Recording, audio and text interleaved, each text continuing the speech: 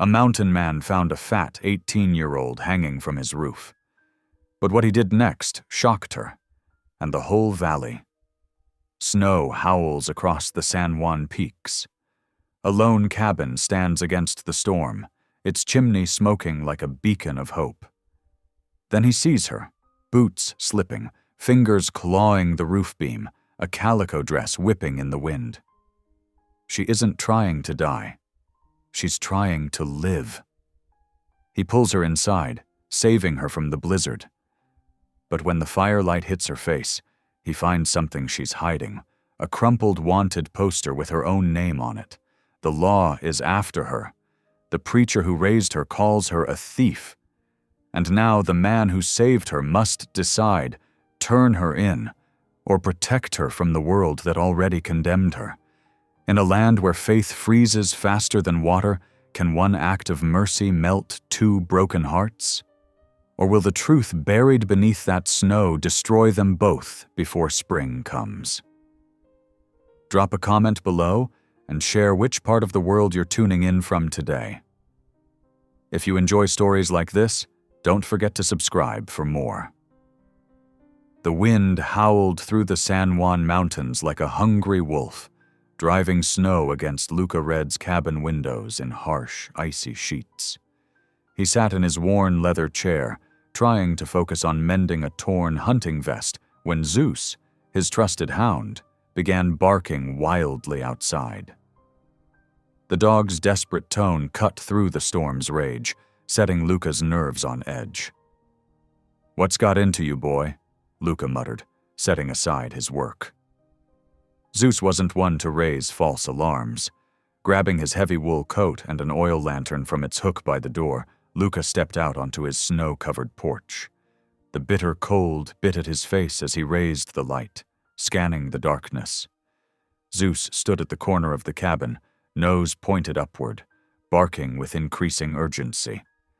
The lantern's glow caught something moving above, a flutter of fabric against the white sky. Luca's heart nearly stopped. There, dangling from his cabin's main roof beam, was a young woman in a calico dress, her skirts whipping violently in the wind. "Dear Lord," he shouted, his voice barely carrying through the storm. "Don't do it, miss." A startled shriek answered him. "I ain't doing nothing." The girl's voice was high with fear. "My satchel, it's stuck in your chimney." Luca rushed forward, snow crunching under his boots. Now he could see her clearly. She was plump and young, maybe 18 or 19, with red cheeks made brighter by the cold. She hung precariously from the beam, her short dress offering little protection against the bitter weather. "Hold on," he called, setting down the lantern. "I'm coming up." But before he could reach her, an ominous crack split the air. The wooden beam, weakened by age and the girl's weight, was giving way. Her eyes went wide with terror. "Help!" she cried, her fingers slipping on the frozen wood. Luca lunged forward just as the beam splintered. The girl fell with a scream, and he caught her in his arms, both of them tumbling backward into a deep snowdrift. For a moment they lay there, stunned, while Zeus danced around them, barking excitedly. "Are you hurt?" Luca asked, helping her sit up. She shook her head, trembling violently. "No, sir, just frozen clean through." Her teeth chattered as she spoke. "Come on," he said, getting to his feet and pulling her up. "Let's get you inside before you catch your death." Inside the cabin, the fire had died down to glowing embers. Luca quickly added fresh logs while the girl stood dripping on his plank floor, her arms wrapped tightly around herself. Zeus settled by her feet, as if appointed her guardian. "I'm Chloe," she managed through chattering teeth. "Chloe May Polk." "Luca Red," he replied, stirring the fire to life. "There's dry blankets in that chest by the wall. Get yourself wrapped up while I make some coffee." Chloe nodded gratefully, leaving wet footprints as she crossed to the wooden chest. She pulled out 2 thick wool blankets, draping them around her shoulders like a cocoon. Meanwhile, Luca filled his battered coffee pot with water and set it on the cook stove. trying not to stare at his unexpected guest. The wind rattled the window panes, and Chloe jumped. "Sounds like the storm's getting worse," she said softly. Luca nodded, measuring coffee grounds into the pot. "You'll have to stay till it passes. Ain't safe out there now." He paused, glancing at her. "Mind telling me what you were doing on my roof in the middle of a blizzard?" Color flooded Chloe's round cheeks. "My satchel has my Bible in it," she explained, sinking onto a wooden chair near the fire. "When I saw your chimney smoke, I thought to ask for shelter, but I slipped on the ice. My satchel flew from my hands and landed right in your chimney." She ducked her head. "Seemed simple enough to climb up and fetch it. Didn't reckon on that beam being so rotted."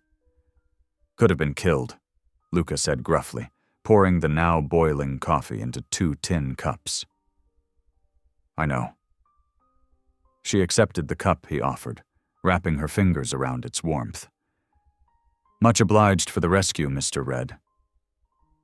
The firelight caught the shadows under her eyes, the worried crease between her brows. Something about her manner suggested she wasn't just a traveler caught in bad weather. She seemed haunted, like someone running from something, or someone. "Where you headed?" he asked, settling into his chair with his own coffee. Chloe stared into her cup. "Nowhere particular," she said quietly. "Just away." Luca had seen that look before, in the eyes of wounded animals, a mixture of fear and determination. He didn't press further, recognizing that some stories needed time to unfold. The storm raged outside, snow piling against the windows until the glass was more white than clear.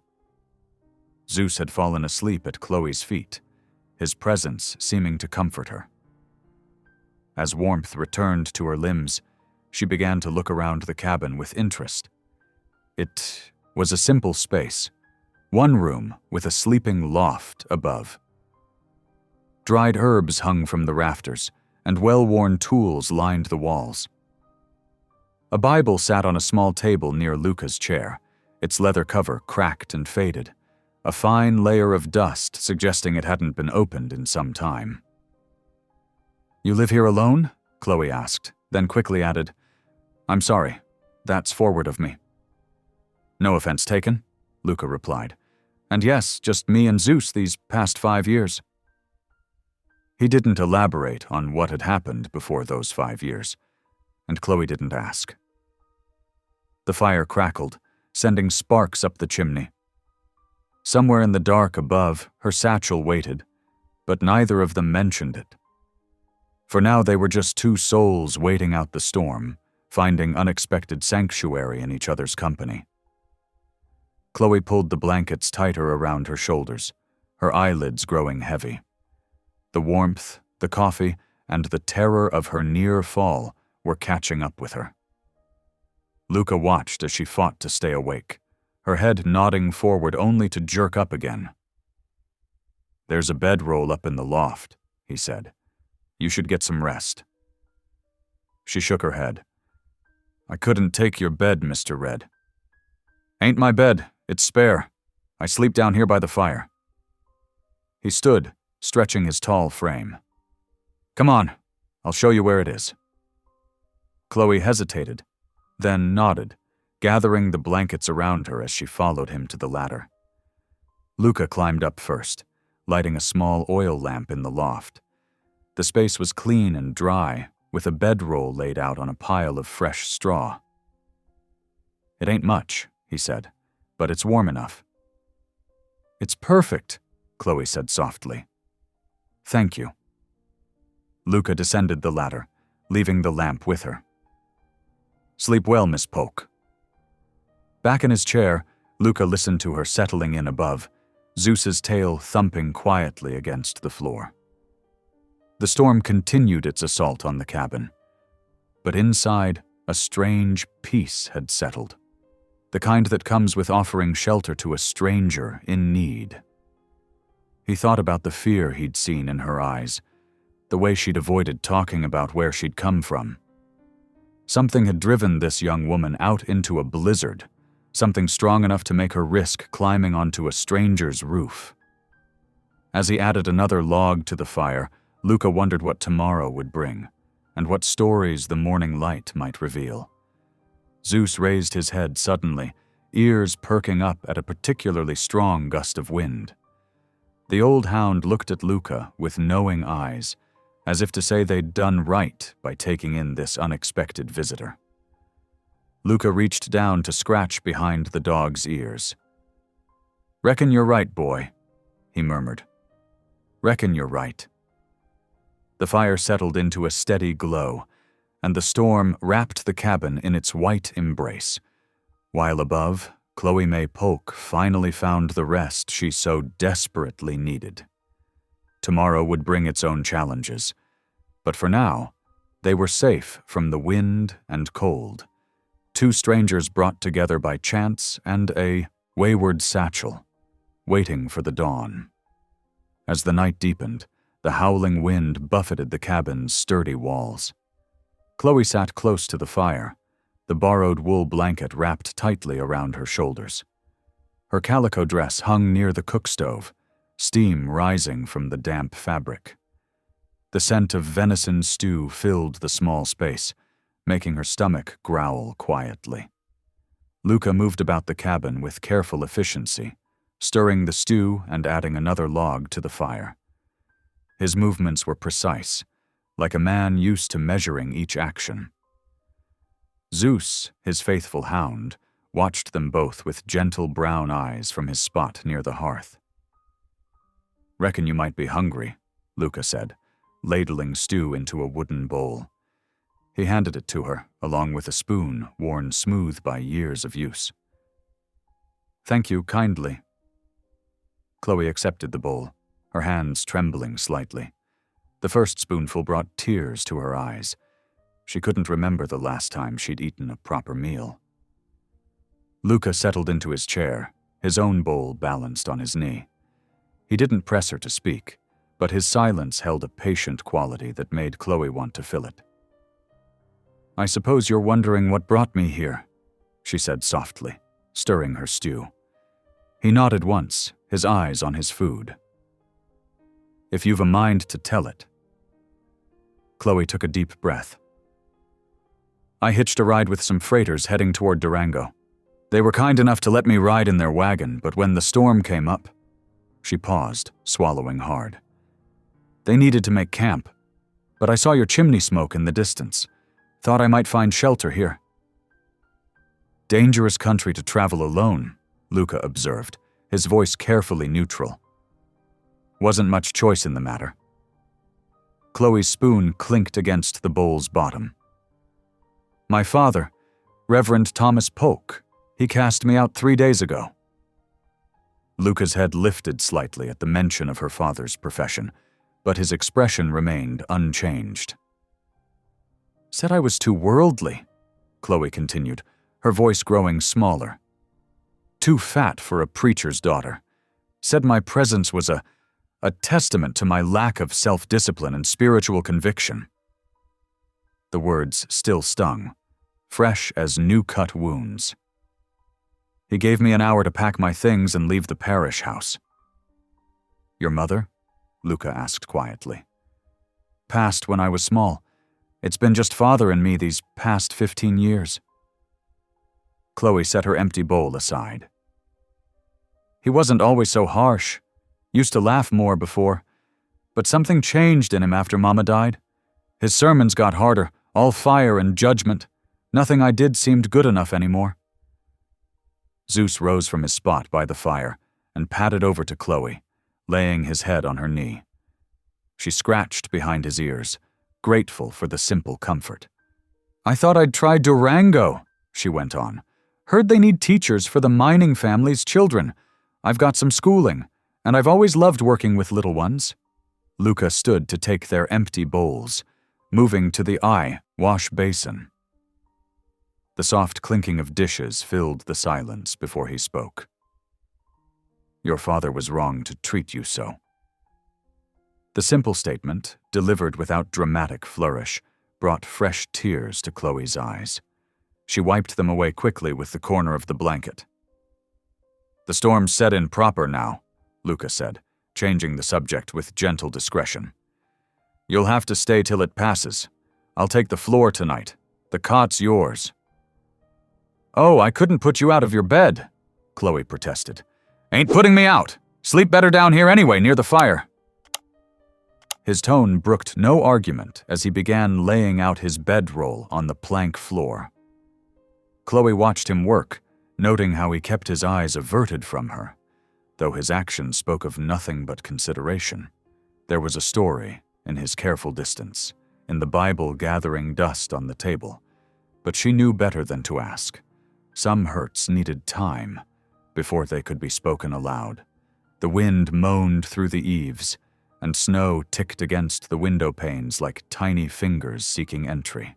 Chloe shivered despite the fire's warmth, remembering how close she'd come to falling from the roof. If Luca hadn't been there. "Better try to get some rest," Luca said, banking the fire for the night. "Storm might last a while yet." Chloe nodded, making her way to the cot. The blankets were clean and smelled of cedar, and despite its simplicity, the bed felt like luxury after 3 days of uncertain travel. As she settled in, a hymn rose unbidden to her lips, one her mother used to sing when storms frightened her as a child. Softly, almost under her breath, she began to hum, "Abide with me." The melody floated in the darkness, mingling with the fire's crackle and the storm's voice.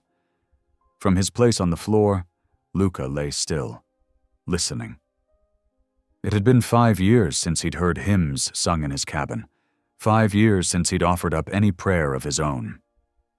The simple tune stirred something in his chest. Not quite pain, not quite peace, but something in between. Chloe's humming gradually faded as sleep overtook her. Zeus settled himself between them, his steady breathing joining the night's quiet symphony. Luca stayed awake longer, watching shadows dance on the ceiling. The girl's presence had filled his cabin with something he'd almost forgotten, the warm weight of another soul's trust. He hadn't prayed since Sarah and the boy died, hadn't wanted to. But tonight, without forming proper words, he felt his heart lift slightly, like a door long rusted shut, creaking open just a fraction. The storm continued its siege outside, but within the cabin's walls, a different kind of thaw had begun. As Luca finally drifted toward sleep, Chloe's hymn echoed softly in his memory, carrying with it the faintest whisper of hope. As delicate and unexpected as the first spring flower pushing through winter's snow. Dawn crept over the San Juan Mountains with reluctant fingers, painting the snow-laden clouds a sickly gray. Inside the cabin, Luca stirred from his place on the floor, every joint protesting the hard planks beneath him. The fire had burned low during the night, leaving the air sharp with cold. He glanced toward the cot where Chloe slept, her face peaceful beneath a tumble of dark hair. Zeus lifted his head from his paws, thumping his tail once in greeting. The hound knew better than to bark and wake their guest. Luca added wood to the stove with practiced quiet, watching the flames catch and grow. His morning routine felt strange with another person in the cabin. It had been 5 years since he'd had to move softly around someone else's sleep. The familiar ache rose in his chest, but he pushed it aside. There were traps to check, no matter who slept beneath his roof.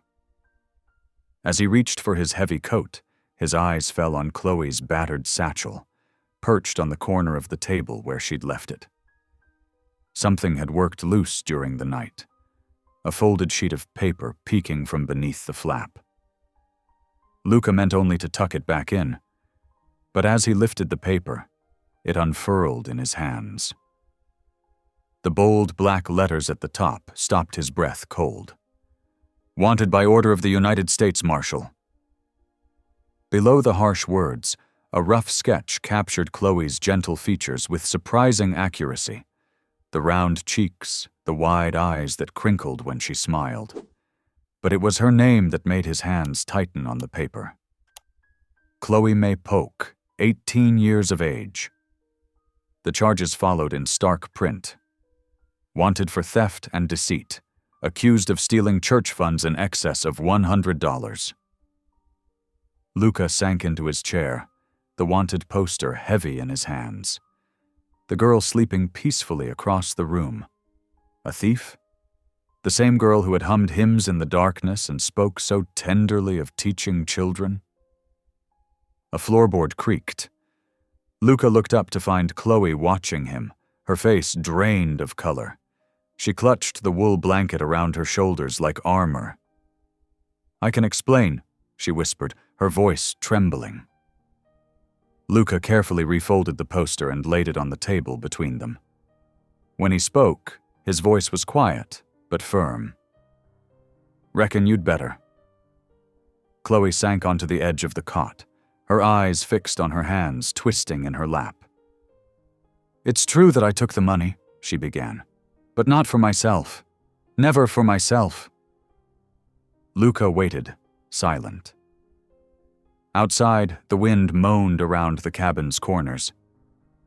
There were families in our town, widows with children mostly. The mining accident last spring took so many men. Chloe's words came faster now, like a dam breaking. Father refused to help them from the church funds, said their poverty was a sign of moral weakness, that charity would only encourage sloth. She lifted her eyes to meet Luca's, and they shone with unshed tears. "But I saw those children, Mr. Red. Saw them getting thinner every Sunday, wearing shoes with holes even after snow fell. Their mothers working themselves sick at the laundry, but it wasn't enough." "So you took the offering money," Luca said. It wasn't a question. Chloe nodded. "Just a little at first. Enough to buy food for the Jensen family when their youngest took fever. Then coal for Widow Murphy when her stock ran out. I kept a careful accounting of every penny." She reached for her satchel with shaking hands, withdrew a small notebook. "See? $25 to the Petersons for winter clothes. $30 to help the widow Chen keep her boarding house when the bank threatened foreclosure. $15 for medicine when little Tommy Wilson took lung fever." Luca studied the neat columns of figures, each entry labeled with a name and purpose. The careful record-keeping spoke of someone who meant to repay every cent. "Father found the notebook last week," Chloe continued, her voice dropping. "He was so angry. Said I'd betrayed everything he'd taught me about God's will and personal responsibility. That's when he cast me out." A tear slipped down her cheek. "He went straight to the marshal's office to swear out charges." "Why didn't you tell me this last night?" Luca asked, though he thought he knew the answer. "Because I was afraid." Chloe wiped her eyes with the corner of the blanket. "The law only hears Father's side of things. He's respected, a man of God. I'm just a foolish girl who got above herself, trying to decide who deserves help and who doesn't." Zeus whined softly and padded over to lay his head in Chloe's lap. She buried her fingers in his fur, drawing comfort from the simple contact. "Please," she whispered, looking up at Luca. "Please don't turn me in. I know what I did was wrong in the eyes of the law, but I couldn't bear to watch those children suffer. Not when the money was just sitting there in the church-strong box and Father wouldn't—" Her voice broke. The tears came freely now, rolling down her cheeks to darken the wool blanket. Luca rose from his chair and moved to the stove. With deliberate care, he opened the iron door and held one corner of the wanted poster to the flames. The paper caught quickly, the edge curling and blackening. "Mr. Red!" Chloe's voice was barely a whisper. He waited until the fire had eaten halfway up the poster before dropping it into the stove and closing the door. Only then did he turn to face her. I've seen what happens when men wrap cruelty in scripture, he said quietly. Seen them use God's name to justify hardness of heart. His hand moved unconsciously to touch the Bible on the shelf, his wife's Bible, unopened these 5 years. Sometimes mercy and law don't walk the same path. Chloe stared at him, hope warring with disbelief on her face. You believe me? Truth has its own voice, Luca said simply. I heard it in yours. He turned back to the stove, checking the coffee pot's progress. We'll hear no more about this tonight. Storm's still heavy out there. You'll stay till it passes. The relief that flooded Chloe's face made her look even younger, more vulnerable. She opened her mouth as if to thank him, but Luca held up a hand. No need for words, he said. Coffee's nearly ready, and them traps won't check themselves. He pulled on his heavy coat and reached for his rifle, trying not to notice how Chloe watched him with a mix of gratitude and wonder. Zeus rose to follow him to the door. Stay, Luca told the hound. Keep an eye on things here. Zeus settled back down near Chloe, clearly pleased with this assignment. As Luca stepped out into the bitter morning, he heard her voice start up soft and clear behind him, singing what sounded like a hymn of thanksgiving. The wind bit at his face as he trudged through the deep snow, but his steps felt lighter than they had in years. For the first time since Sarah and the boy died, he'd chosen to shelter something fragile, to protect rather than withdraw. The wanted poster's ashes in his stove testified to a decision he knew he should regret, but somehow couldn't. Above him, the storm clouds were breaking up, letting through weak shafts of winter sunlight. Luca squinted at the brightening sky and felt the faintest stirring of something he'd thought long dead, something that felt almost like hope. The storm showed no sign of breaking by midday. Heavy clouds hung low over the mountains, spitting wet snow that stuck to everything it touched. Inside Luca's cabin, the woodpile had dwindled dangerously low. Luca shrugged into his heavy coat. Need to split more wood before nightfall.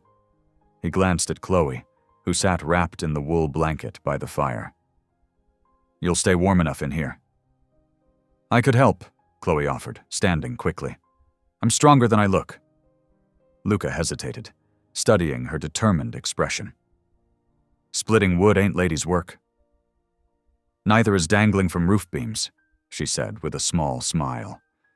Please, I feel useless just sitting here while you do everything. After a moment, Luca nodded. Reckon an extra pair of hands wouldn't hurt, but mind you stay clear when the axe swings. Outside, the woodpile lurked under a fresh blanket of snow. Luca swept it clear with his arm, revealing split logs that needed stacking and whole ones waiting to be cut. He handed Chloe a pair of worn leather work gloves that swallowed her smaller hands. Stack the split pieces by the wall, he instructed, positioning a log on the chopping block. Keep them level so they don't topple. Chloe nodded earnestly and set to work. The leather gloves slipped on her fingers as she gathered armfuls of wood, but she managed to create neat rows against the cabin wall. Meanwhile, Luca's axe rose and fell in a steady rhythm, each stroke precise and powerful.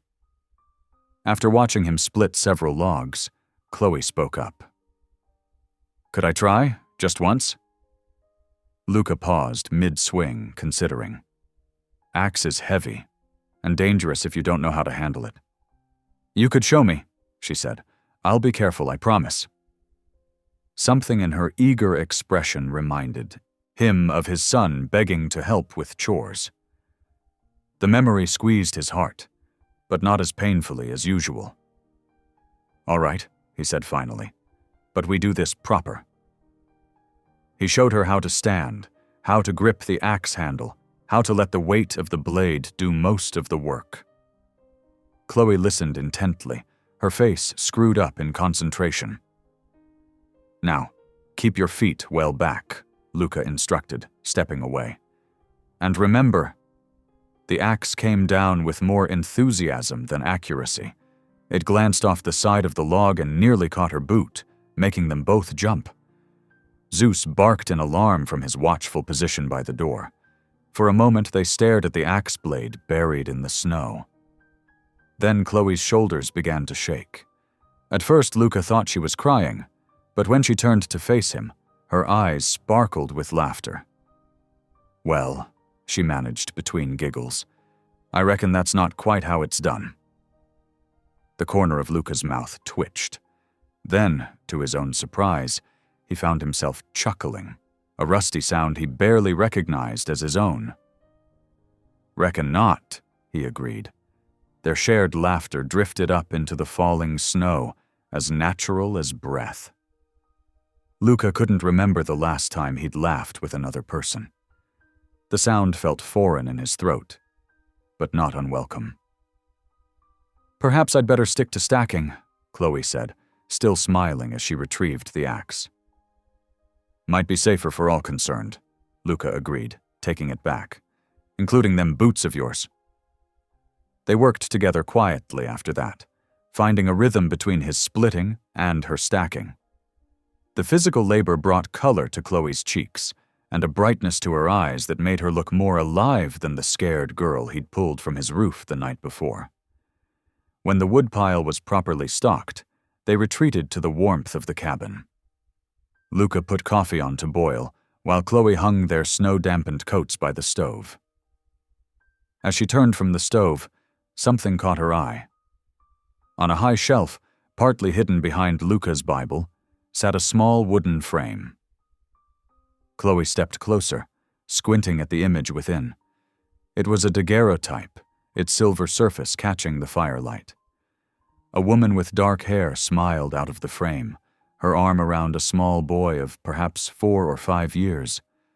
Both wore their Sunday best, their poses stiff, but their expressions warm and natural. "Your family?" Chloe asked softly. Luca had gone very still by the coffee pot. For a long moment he said nothing. Then, "Sarah, and our boy James." Chloe heard the weight of loss in those few words. She waited, not pushing, as Luca poured coffee into 2 tin cups, with hands that trembled slightly. "It was 5 years ago," he said finally, handing her a cup. "Ute War Party caught us on the trail to town. I was scouting ahead, thought I knew these mountains well enough to keep them safe." His voice grew rough. "I was wrong." Chloe sank into a chair, cradling the warm cup between her palms. "I'm so sorry," she whispered. "Been up here ever?" "Since," Luca continued, as if the words were being pulled from him. "Just me and Zeus. Haven't spoken much to anyone but God since then." His mouth twisted. And not kindly to him, neither. The fire crackled in the silence that followed. Outside, the wind moaned around the cabin's corners, driving snow against the windows. Chloe studied Luca's face in the wavering light, the deep lines of grief around his mouth, the shadows in his eyes. "Maybe," she said carefully. "He's still listening kindly to you." Luca's head came up sharply. He stared at her, something raw and vulnerable crossing his expression before he looked away. "Might be," he said roughly, "though I don't know why he would." "Because that's what love does," Chloe replied simply. "It listens through the anger, through the pain, through all the unkind words, waiting for the heart to heal enough to hear again." Luca said nothing, but his hands tightened around his coffee cup as if holding on to something precious and fragile. As evening drew in, the temperature dropped further. Luca pulled on his coat once more. "Roof needs checking," he explained. "That corner where you were hanging, it's been leaking some. Best fix it before night falls proper." Chloe watched from the doorway as he climbed up with tools and supplies, working quickly in the dying light. The snow had eased to occasional flurries, but the wind still bit cold and sharp. When he came down, stamping snow from his boots, she had hot coffee waiting. Thank you, she said quietly, for making it safer up there. Luca took the coffee, his fingers brushing hers for just a moment. Reckon you're safer under it now than hanging from it. The words were gruff, but something in his tone made Chloe's heart warm. They sat by the fire as full dark settled outside, listening to the storm's howl. But somehow, with 2 cups of coffee steaming in the firelight and Zeus drowsing between them, that howl didn't sound quite so lonely anymore. Zeus lifted his head suddenly, ears pricking at a particularly strong gust that rattled the windows, but this time, the roof held firm above them, keeping the wild night at bay. Chloe hummed softly, another hymn, but not one of fire and brimstone like her father favored.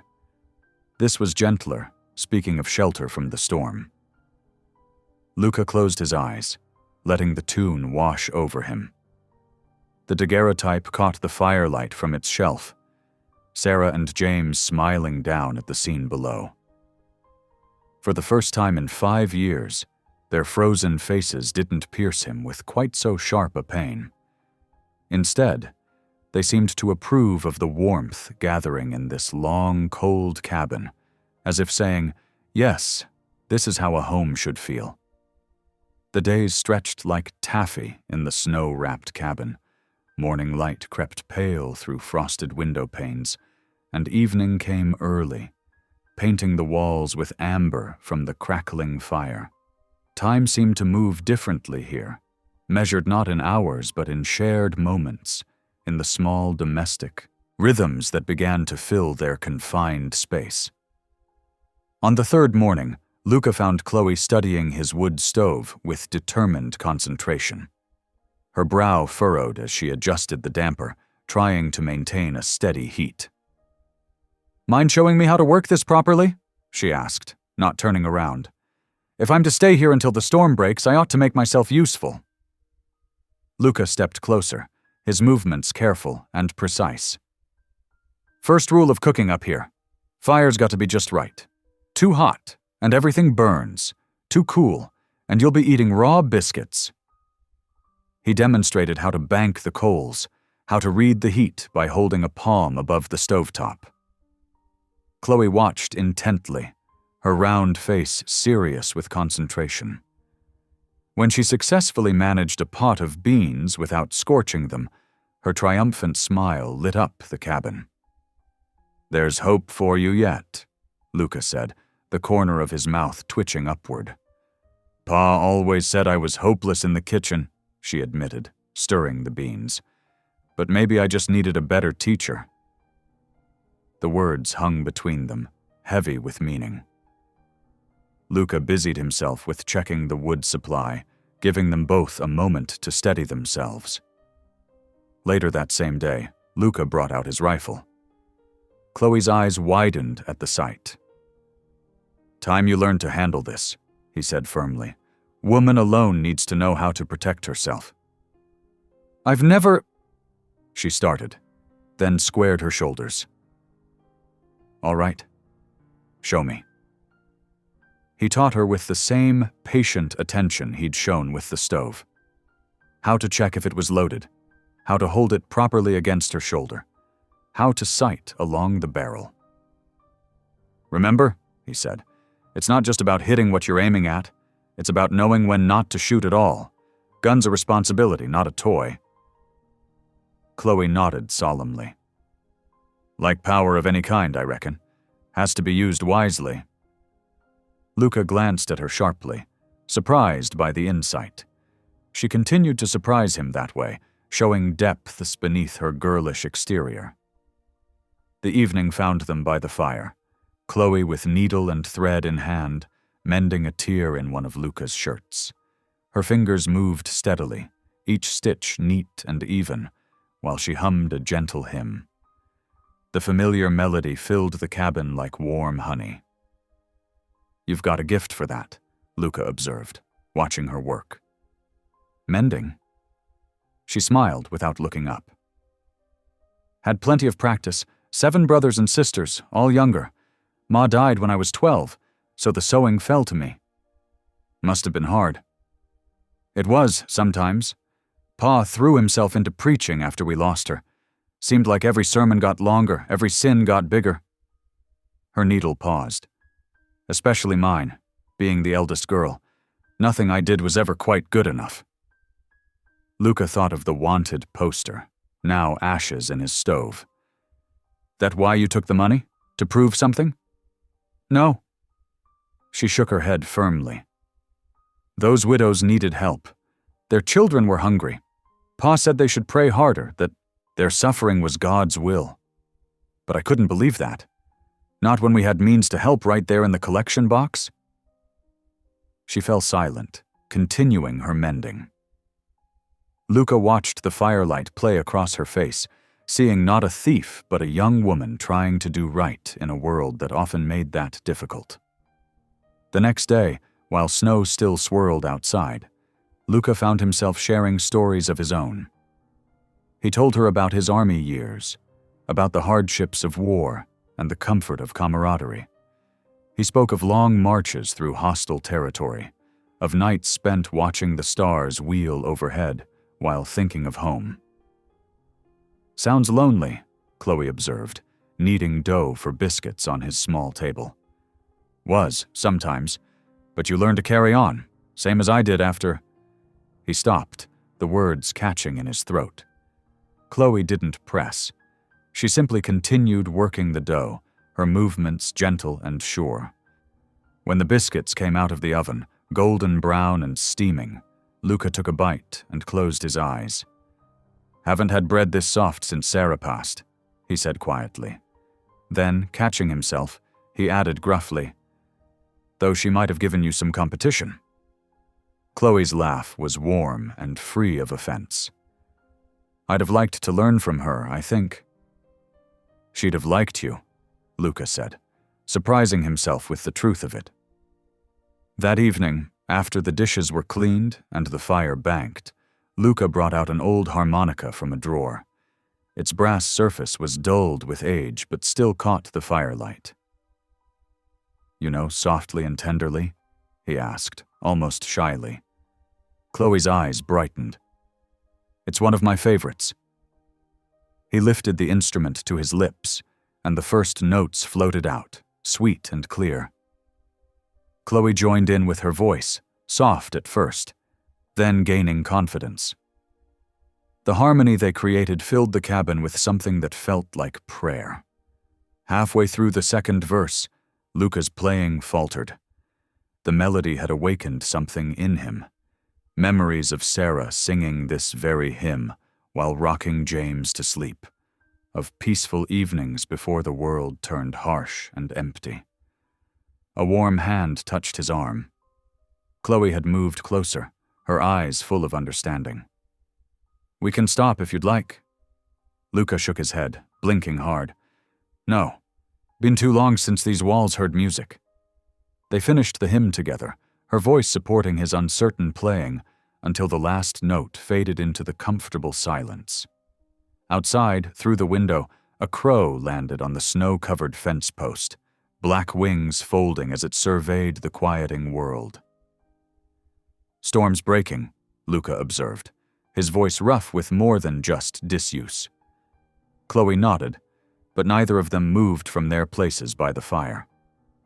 The crow called once, twice, then took wing into the clearing sky. But inside the cabin the warmth remained, not just from the flames, but from something deeper, something that had grown between them like a tender shoot pushing through winter soil. Zeus, who had been dozing by the hearth, lifted his head and thumped his tail against the floorboards. The sound seemed to punctuate the moment, grounding them in this shared space where suspicion had given way to something far more precious and fragile. Trust. Luca studied the harmonica in his hands, turning it over slowly. Sarah always said music was God's way of speaking when words weren't enough.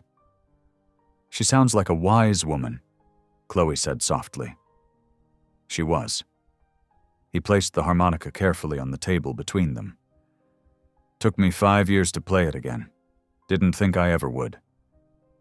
Thank you, Chloe said, "for sharing it with me." Their eyes met briefly across the fire-lit space, each recognizing in the other a similar wound, a similar hope. Outside, the wind had died down to a whisper, and the snow fell in gentle flakes that caught the last light of day. The crow's cry came once more, distant now, carrying the promise of clearing skies. But for now, in this moment, they were content to remain in the shelter they had built together. Not just of logs and roof beams, but of shared meals and mended clothes, of stories told and songs remembered, of trust given and received like a precious gift. Morning dawned bright and crisp, the storm's fury spent at last. Sunlight sparkled across unblemished snow that stretched like a white sea around Luca's cabin. The clearing sky burned a fierce winter blue, promising fair weather ahead. Chloe stood at the window, her breath fogging the glass as she took in the transformed landscape. "It's like God laid down a fresh tablecloth," she said, wonder in her voice. Luca was checking his gear by the door, methodically inspecting leather straps and metal clasps. "Need to check the trap line," he said. "Storm likely buried everything." "I'm coming with you." Chloe turned from the window, her expression determined. Luca paused in his work. "It's rough going out there. Deep snow, steep ground." "I won't slow you down," she insisted, then added more softly. "I need to show you, and myself, that I'm not helpless." Something in her tone made Luca look up and really see her. Behind the softness of her features lay a steel that reminded him of Sarah. He nodded slowly. "All right. But you'll need proper gear." He dug through an old chest and pulled out a spare set of snowshoes. The rawhide webbing was weathered but sound. "These were Sarah's," he said, handling them with care. "Should fit you well enough." Chloe took them reverently, running her fingers along the wooden frames. "I'll be careful with them." They set out after breakfast, the morning sun casting long blue shadows across the snow. Luca showed Chloe how to strap on the snowshoes, his calloused hands demonstrating the proper technique. She watched intently, her face scrunched in concentration. "Like this?" she asked, taking her first tentative step. "Wider stance," Luca advised, "and keep your weight back a bit." Chloe nodded, tried again, and promptly toppled sideways into a snowbank. Instead of frustration, laughter bubbled up from her snow-covered form. "Oh my," she wheezed, trying to right herself, but only managing to sink deeper. "I feel like a turtle on its back." Luca couldn't help but smile as he reached down to help her up. His hand clasped hers, warm despite the cold, and for a moment they stood close enough that he could see the snowflakes caught in her eyelashes. Something electric passed between them in that touch, something that made his heart skip like a young man's. He cleared his throat and stepped back. "Try again. You'll get the hang of it." And she did, though not without another spectacular fall that sent Zeus bounding through the snow to check on her. The hound licked her face while she laughed, her cheeks rosy with cold and exertion.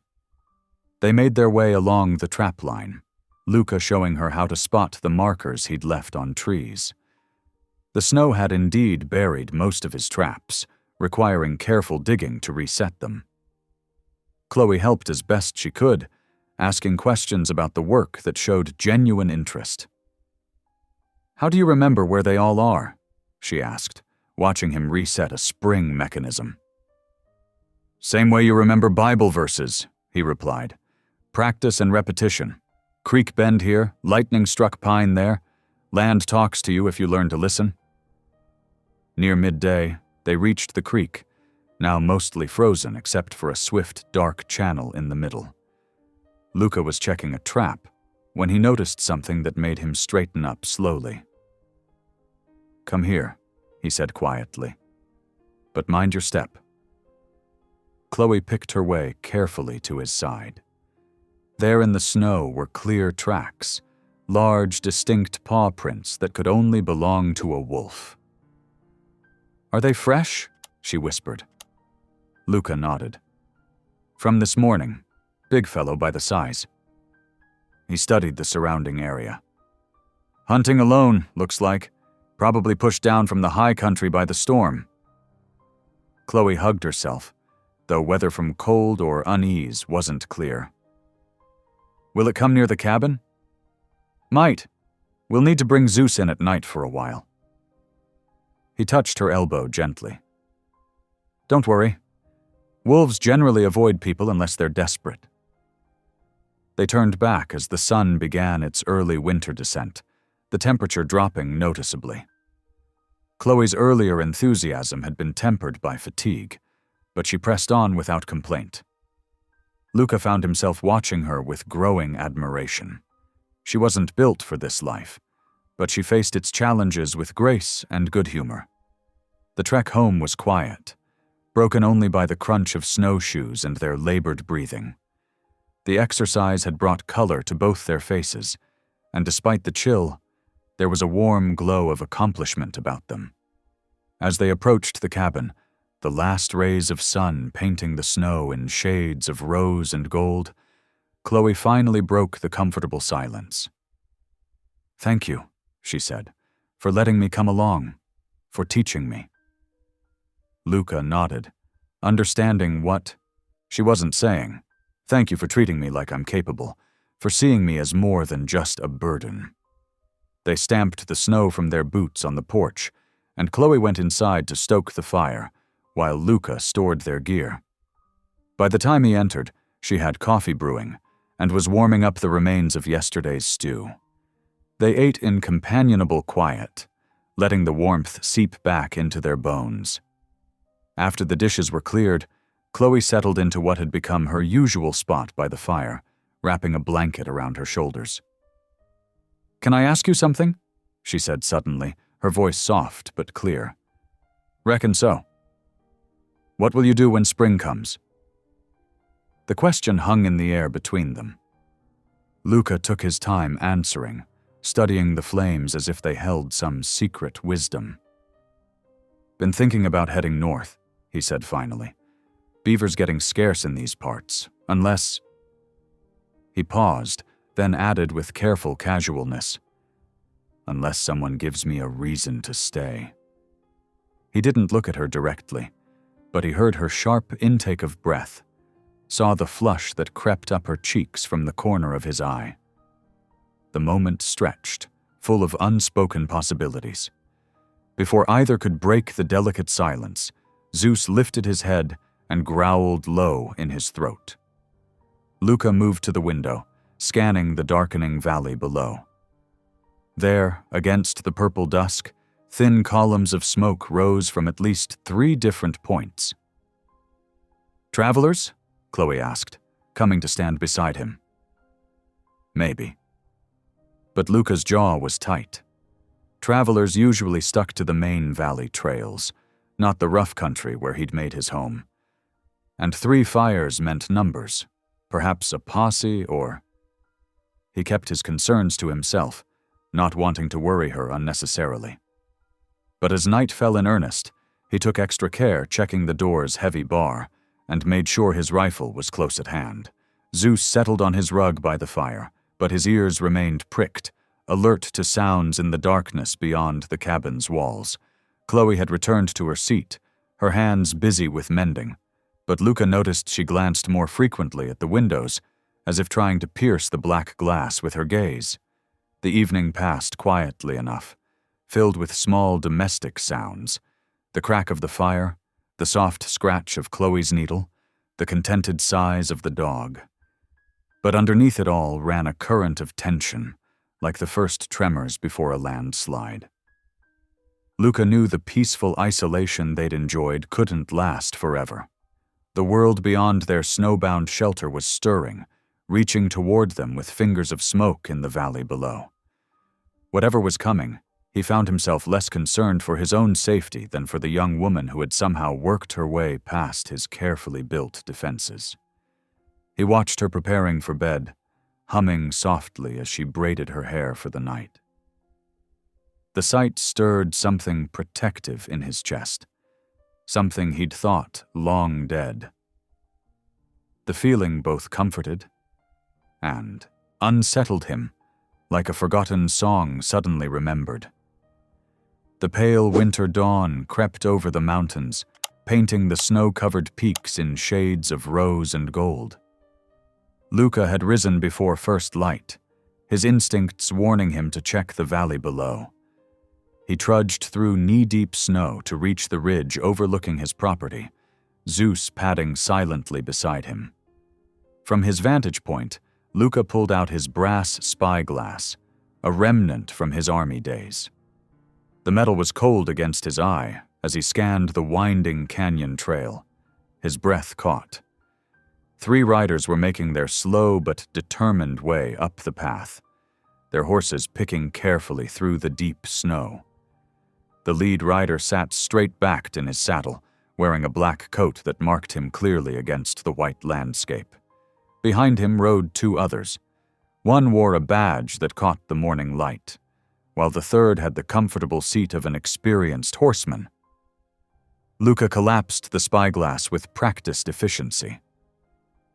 "Come on, boy," he murmured to Zeus. The dog fell in behind him as they made their way swiftly back to the cabin. Inside, Chloe was just stirring, her hair loose around her shoulders as she stoked the morning fire. She looked up with a smile that quickly faded when she saw Luca's expression. "Riders coming," he said without preamble. 3 of them. The color drained from her face. "How far?" "Maybe 20 minutes, at the pace they're making through the snow." Luca moved to the window, scanning the yard. "We need to—" "Oh, God." Chloe's whisper was barely audible. She had joined him at the window, and her hands were trembling. "That roan gelding in front, I'd know him anywhere. It's my father's horse." Luca's jaw tightened. He'd suspected as much from the rider's bearing. The law's with him. Saw a badge. Panic bloomed in Chloe's eyes. She began to pace, her breaths coming quick and shallow. "What do we do? I can't go back." "Hush now." Luca caught her shoulders gently, steadying her. "Listen close. We don't have much time." He led her to the center of the main room and pulled back the worn rug, revealing a trap door set into the floorboards. The cellar below was shallow but dry, used for storing root vegetables and preserved meat through the winter. "Get in," he said, already helping her down the rough-hewn steps. "Whatever you hear, whatever happens, stay quiet as a church mouse. Understand?" Chloe nodded, her eyes wide with fear but trusting. Luca handed down a wool blanket. The nights had left the cellar bitter cold. "I won't let them take you," he promised softly. He closed the trapdoor carefully and replaced the rug, smoothing it to hide any sign of disturbance. Then he moved quickly through the cabin, erasing all traces of Chloe's presence, her mended dress by the stove, the extra cup by the wash basin, the book she'd been reading. Zeus whined at the window. Hoofbeats approached through the snow. Luca took his position by the door, one hand resting casually near his rifle. He watched through a gap in the curtains as 3 riders entered his yard. The man in the black coat dismounted first. Reverend Polk, his face as stern as Judgment Day. The badge-wearer followed, a weather-beaten man Luca recognized as Deputy Harlan Tate from Durango. The third man wore a marshal's star and carried himself with quiet authority. "Hello, the house," the marshal called out. Luca opened the door, but remained in the doorframe, blocking the entrance. "Can I help you, gentlemen?" Marshal Edwin Clark. The leader touched the brim of his hat. "This here's Deputy Tate and Reverend Polk. We're tracking a fugitive, young woman, accused of theft from the church in Silverton." "Haven't seen any women up here," Luca said evenly. "Storms kept most folks to the lower valleys." The Reverend stepped forward, his boots crunching in the snow. "The girl is my daughter, sir. Chloe May Polk. We have reason to believe she passed this way." Luca met the preacher's gaze steadily. "Did find a girl, matter of fact, about 3 weeks back during the first big snow. Frozen solid under a pine grove, poor thing. Buried her proper, with a prayer and a marker." The words hit Reverend Polk like a physical blow. His face went ashen. "You're lying." "No, sir, I ain't." Luca's voice remained calm. "I can show you the grave, if you've a mind to see it." The marshal and deputy exchanged glances. "Think we'd better have a look," Clark said quietly. Luca nodded and stepped out into the yard. "This way." He led them around the cabin and up a gentle slope to a stand of pines. There, partially sheltered from the wind, stood 2 wooden crosses. One was weathered with age, the other fresher, but still showing signs of exposure to the recent storms. "Sarah Red," the marshal read from the older marker. "Your wife?" "And son," Luca said simply. "Lost them 7 years ago?" The Reverend barely glanced at the graves. His eyes burned with a zealot's fire as he rounded on Luca. "Where is she? Where are you hiding her?" "Thomas," the marshal warned, but the preacher wasn't listening. "I know my daughter lives. This man is harboring a criminal, and I demand—" "You demand nothing on my land," Luca cut in, his voice hard as iron. "I buried a girl I found frozen in the snow. If it wasn't your daughter, then I'm powerful sorry for your trouble, but that's all the help I can give you." Deputy Tate stepped between them, his hand raised placatingly. "Reverend, we've seen no signs she made it this far up the mountain. The girl we found in Silverton said Chloe was headed toward Durango." The marshal nodded. "We're losing daylight, Thomas. If we want to make it back to the lower trail by dark, we need to ride." For a long moment, the Reverend stood rigid with fury. Then, without another word, he turned and stalked back to his horse. The marshal tipped his hat to Luca and followed. Deputy Tate lingered a moment longer, studying Luca with shrewd eyes. "That's mighty rough country between here and Durango," he said carefully. "Easy for a body to get lost in weather like this." Luca met his gaze steadily. "Reckon so." The deputy nodded slowly. "Well, good day to you, Mr. Red."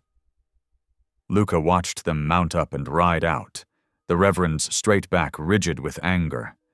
He waited until they disappeared around the canyon bend before returning to the cabin. His hands were steady as he pulled back the rug and opened the trap door. Chloe looked up at him from the shadows below, her face pale but composed. "Are they gone?" "They're gone." He helped her up, noting how she trembled despite her brave face. "You're safe now." She surprised him by wrapping her arms around his waist and pressing her face against his chest. After a moment's hesitation, he returned the embrace, one hand smoothing her hair as she shook with silent tears. "Thank you," she whispered, "for not giving me up, for protecting me." Luca's throat tightened with emotion he couldn't name. "No need for thanks between friends," he said gruffly. They stood like that for a long moment as the winter sun climbed higher, casting long shadows through the cabin windows. Outside, Zeus barked once, alerting them that he'd verified the rider's departure, then settled back to his watch on the porch. The danger had passed, for now. But as Luca finally stepped back from Chloe's embrace, he knew with certainty that this was not the end. The Reverend's fury had been too keen, his conviction too strong. Sooner or later, he would return. For now, though, they were safe in their snowbound sanctuary. Chloe moved to the stove to prepare coffee, her movements purposefully steady despite her recent fright. Luca watched her, feeling the familiar walls around his heart crumbling a little more with each passing day. The winter sun hung low on the horizon, when the last echoes of hoofbeats faded down the canyon. Luca stood at the window until he was certain the riders were gone, then moved quickly to the center of the room. His boots scuffed against the worn floorboards as he pulled back the rug and lifted the heavy trap door. Chloe huddled in the corner of the cellar, wrapped in the wool blanket he'd given her. Her face was pale in the dim light, eyes wide with lingering fear. As soon as she saw him, something inside her seemed to break. Tears welled up and spilled down her cheeks as her whole body began to tremble. "That was him," she whispered, her voice cracking. "That was really him." "Come on now," Luca said gently, reaching down to help her up. "You're frozen through." Her hands were like ice when they gripped his, and she stumbled on the cellar steps. Without hesitation, Luca shrugged out of his heavy coat and wrapped it around her shoulders. It engulfed her small frame, but she clutched it close, breathing in the warmth. "Sit by the fire," he urged, leading her to the hearth where embers still glowed. He added fresh logs and stirred them until flames licked upward, casting dancing shadows on the cabin walls. Chloe sank down on the hearthstone, still trembling. Luca settled beside her, close enough to offer comfort, but giving her space to breathe. Zeus padded over and laid his head in her lap, offering silent support of his own. For a long while, they sat in silence broken only by the crack and pop of burning wood. Then, in a voice barely above a whisper, Chloe began to speak. "I was 12 the first time he beat me," she said. "There was a harvest dance at the church. All the young folks were doing a Virginia reel, laughing and having such fun. I couldn't help myself. I joined in." Her fingers twisted in Zeus's fur. "Father found me, said dancing was the devil's temptation. He used his belt that night, said he had to drive the wickedness from my soul." Luca's jaw clenched, but he kept his voice gentle. "No father should treat a child that way." It got worse as I got older. Chloe wiped her eyes with the sleeve of his coat. "I was never what he wanted in a daughter. Too plump, too quick to laugh, too worldly. He said," her voice caught. "He said I was a burden God never meant to make, that my very existence was a trial sent to test his faith." Hot anger rose in Luca's chest, but he pushed it down. This moment wasn't about his rage. It was about her pain.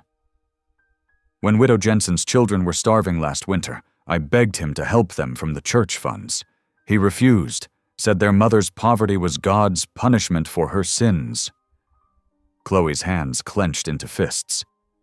"So I took the money myself, left it on their doorstep in the night. I knew it was stealing, but I couldn't watch those babies go hungry. I couldn't." Her words dissolved into sobs. Without thinking, Luca put his arm around her shoulders. She turned into his embrace, crying against his chest like a lost child finally finding shelter. "You did right," he murmured into her hair. "Sometimes mercy matters more than rules." "He found out," she continued between hitching breaths. "Said he'd have me jailed for theft, see me locked away until I learned proper Christian submission. So I ran. Had to get away before he could, before he—" "Hush now," Luca soothed. "You're safe here. I won't let him near you again." She pulled back slightly, searching his face. "Why are you helping me? You could have turned me in, saved yourself the trouble." Luca was quiet for a moment, considering. "Because I know what it's like to carry wounds that won't heal right. To feel like God himself has turned his back." He gazed into the fire. "And because sometimes the law ain't the same as justice?" Chloe settled against him again, her tears gradually subsiding. The fire crackled softly as darkness gathered outside the cabin windows. In the distance, coyotes began their evening chorus, yipping and calling under the rising moon. "I've never told anyone before," she whispered, "about what he did, about any of it. Carrying secrets like that eats at the soul," Luca said. Sometimes speaking them aloud is the first step toward healing. She nodded against his shoulder. After a while, her breathing grew steadier, though she made no move to leave the circle of his arms. The warmth of her trust humbled him, awakening protective instincts he'd thought long buried. I meant what I said, he told her quietly. You won't face him alone again. Whatever comes next, we'll weather it together. Chloe lifted her head and took his rough hand in both of hers. With infinite gentleness, she pressed her lips to his knuckles, a gesture of pure gratitude that brought unexpected tears to his eyes. Thank you, she whispered. For everything. Zeus whined softly and pressed closer to them both. Outside, the coyote's song rose and fell beneath the star-filled sky, while inside the cabin, two wounded souls began to heal in the presence of unconditional acceptance. The fire burned low, casting a gentle glow over their quiet vigil. Neither spoke again for a long time, but the silence between them was full of understanding. Whatever tomorrow might bring, this moment, this sanctuary of trust and tender mercy, would remain unshaken. The morning after their tearful confession by the fire, a gentle quiet settled over the cabin. Chloe woke early, her eyes still puffy, but her heart lighter. She found Luca already up, stoking the stove with practiced movements. Without speaking, she took up the coffee pot and filled it with fresh water, falling naturally into their shared routine.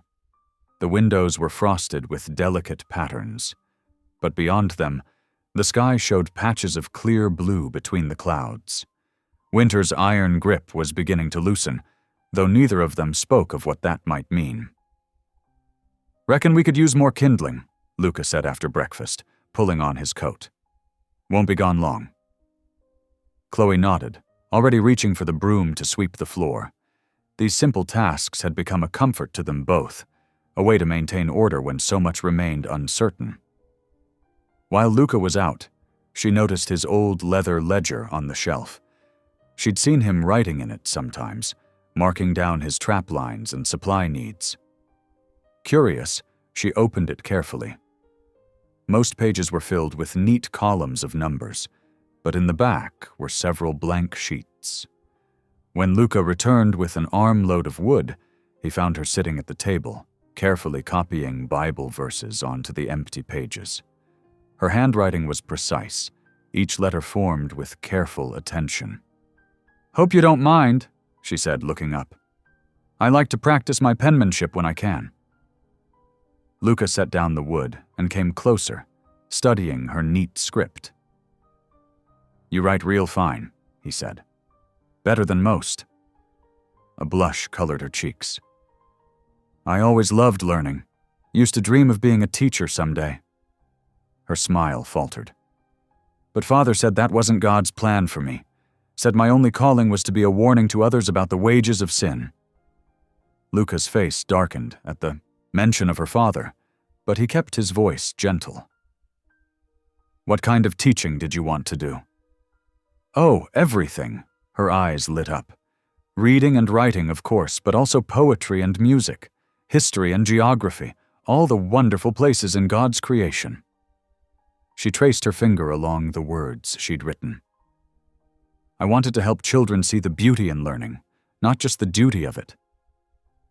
"You already teach more than you know," Luca said quietly. She looked up, surprised. "What do you mean?" He settled into the chair across from her, choosing his words carefully. "You taught me that kindness ain't weakness, that sometimes the bravest thing is to keep your heart soft in a hard world." His weathered hands folded on the table. "And that maybe God ain't finished with me yet, even when I thought he was." Tears welled in Chloe's eyes, but they were gentle tears this time. She reached across and squeezed his hand. "He's never finished with any of us. That's what grace means." Later that afternoon, as pale sunlight streamed through the windows, Chloe found the harmonica on the shelf where she'd left it. She held it uncertainly, glancing at Luca, who sat mending a pair of snowshoes by the fire. "Would you mind if I played a bit?" He shook his head, not looking up. "Go ahead." She settled into the rocking chair and began to play softly, a familiar hymn that spoke of God's endless mercy. The notes filled the cabin with their sweet, plaintive sound. Without thinking, she began to sing along, her clear voice matching the melody. Softly and tenderly, Jesus is calling, calling for you and for me.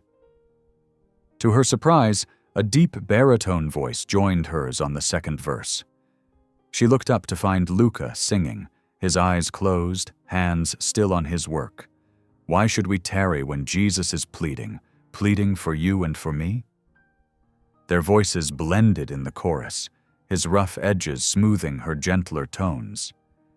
But as they reached the final verse, something changed in Luca's face. His voice cracked on the words, come home, ye who are weary, come home." The harmonica fell silent as Chloe watched tears begin to roll down his cheeks. His shoulders shook with suppressed sobs that had waited years to break free. Without hesitation, she set aside the instrument and went to him, kneeling beside his chair. He turned to her like a drowning man reaching for shore, and she wrapped her arms around him as he wept. "I miss them," he choked out. "Dear God, I miss them so much." "I know," she whispered, holding him tighter. "I know you do." All the grief he'd carried alone poured out for his wife's smile, his son's laughter, the life that had been torn away. Chloe rocked him gently, her own tears falling into his hair. She understood loss in her own way, the death of dreams, the absence of love, the empty spaces where family should have been. Zeus whined softly and pressed against their legs, offering what comfort he could. Outside, water dripped steadily from the eaves as the afternoon sun worked its gentle magic on the snow.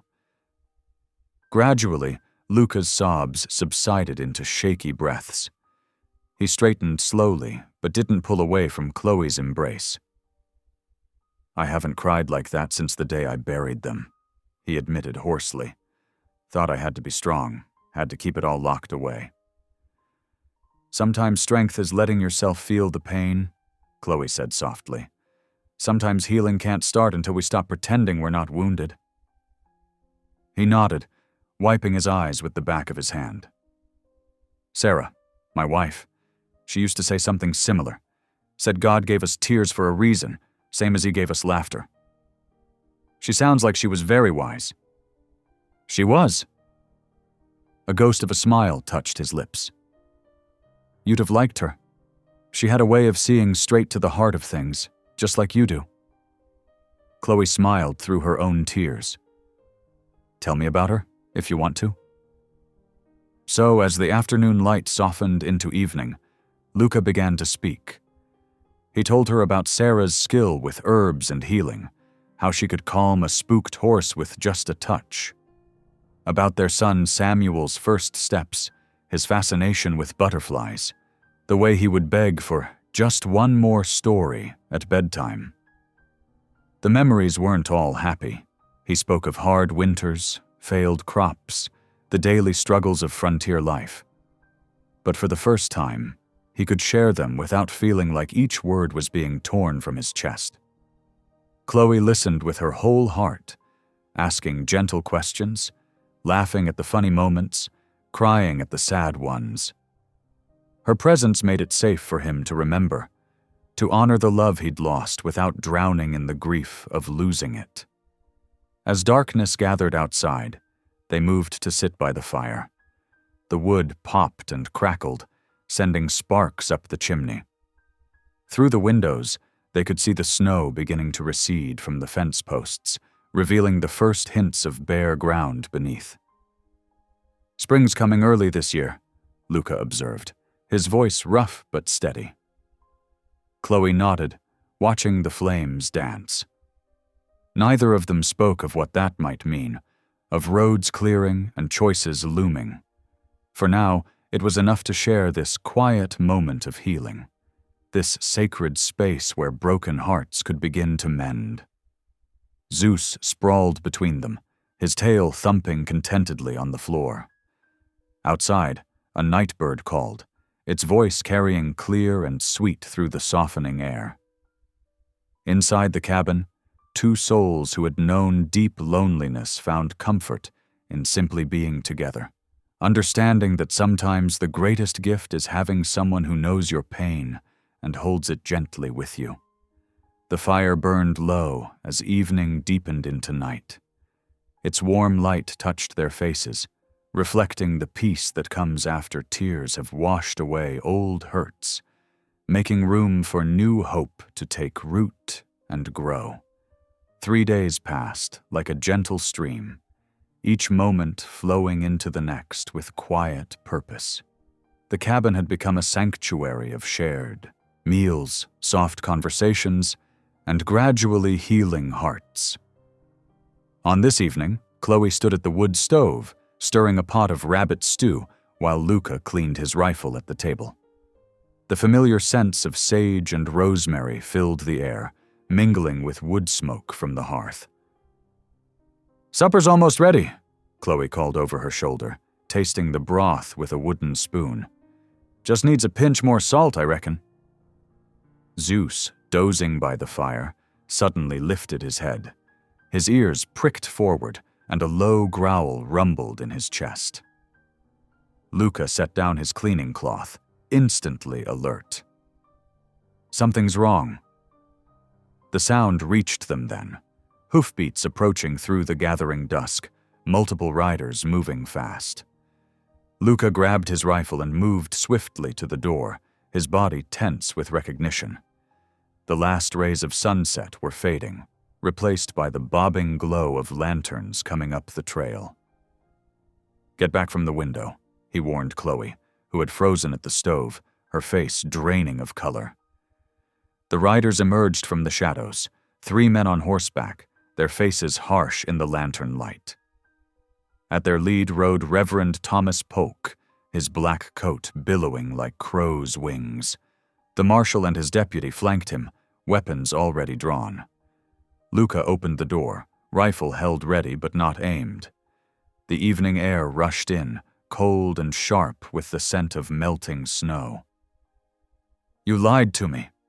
The Reverend's voice cut through the twilight like a blade. He dismounted, boots crunching in the crusty snow, pistol gripped in his white-knuckled hand. His face was a mask of righteous fury. Before Luca could respond, the preacher shoved past him into the cabin. The lantern light swung wildly, throwing grotesque shadows across the walls. The other men followed, weapons trained on Luca. Then the Reverend saw her, his daughter, standing behind the stove in her calico dress, a cooking spoon still clutched in her trembling hand. For a moment, time seemed to stop, frozen in the space between heartbeats. "Harlot!"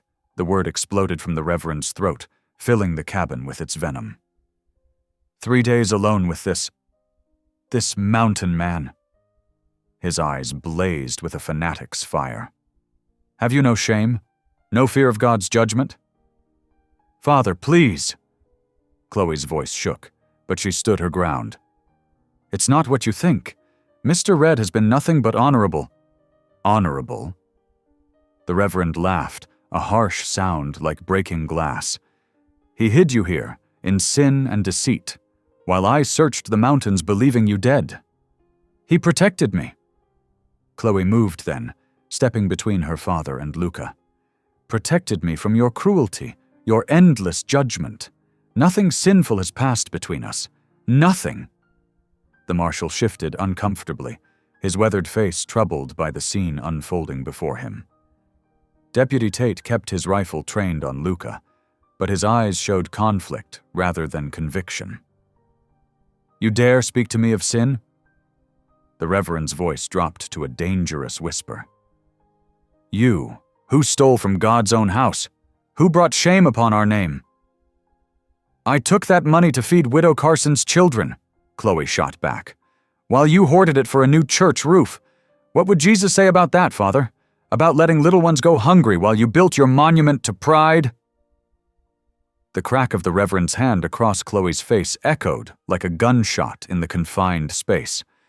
She stumbled backward, crying out in pain and shock. A red mark bloomed across her cheek like a cruel flower. "No!" Luca's roar filled the cabin as he lunged forward, rifle forgotten in his rage. But before he could reach the Reverend, something hard crashed against the back of his head. Stars exploded behind his eyes as Deputy Tate's rifle butt connected with his skull. Luca crumpled to the floor, consciousness slipping away like water through his fingers. The last thing he heard was Chloe screaming his name, her voice full of terror and despair. "Luca! Luca!" Then darkness took him, and he knew no more.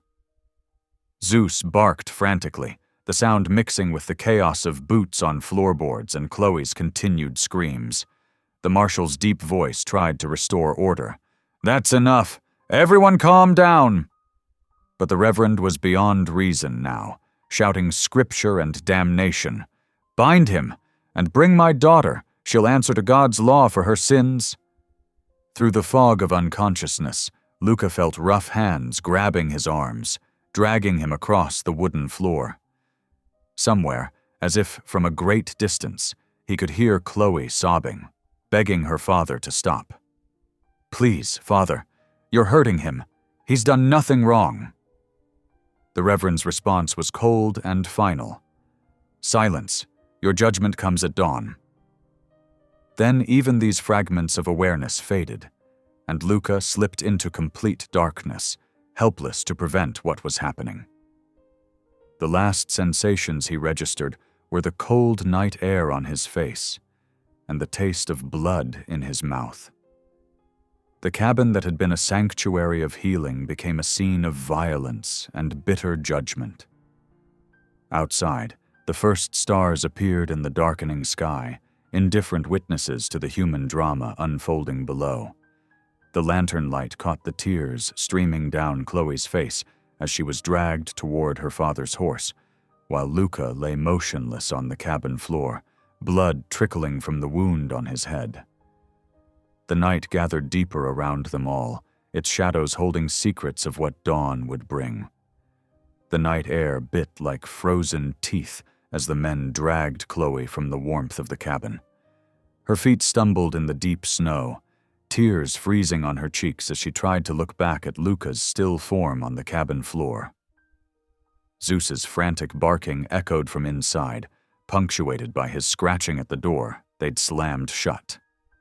"Please," she begged, her voice catching. "He needs help. He's bleeding." "Silence!" The Reverend's grip tightened on her arm, fingers digging into flesh already bruising from his earlier strike. His face was a mask of righteous fury in the bobbing lantern light. "You'll not speak another word about that godless man?"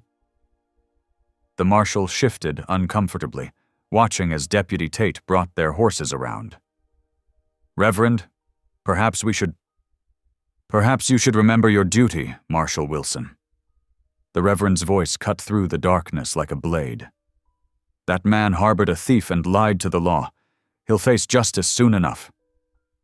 Chloe struggled as they forced her toward a dappled mare. "Father, please listen. I took that money to help people, to feed children who were starving. How can that be a sin?" "The sin was in the stealing, girl." The Reverend's voice hardened as he grabbed her waist, roughly lifting her into the saddle. "In the lying, in hiding here with a man, bringing shame upon yourself and our name." He bound her wrists with a length of rope, tying them to the saddle horn. "You'll learn the price of such wickedness by dawn." The small party set out down the snowy trail, Chloe's horse led by her father's reins.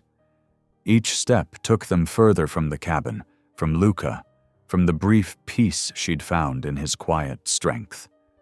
The moon cast blue shadows across the landscape, making the snow-covered pines look like ghost sentinels watching their passage. After an hour's careful riding, They reached a relatively flat area near the frozen river. Ancient cottonwoods stretched their bare branches overhead like grasping fingers. The Reverend called a halt, declaring they'd make camp until first light. "Build up that fire," he ordered the deputy.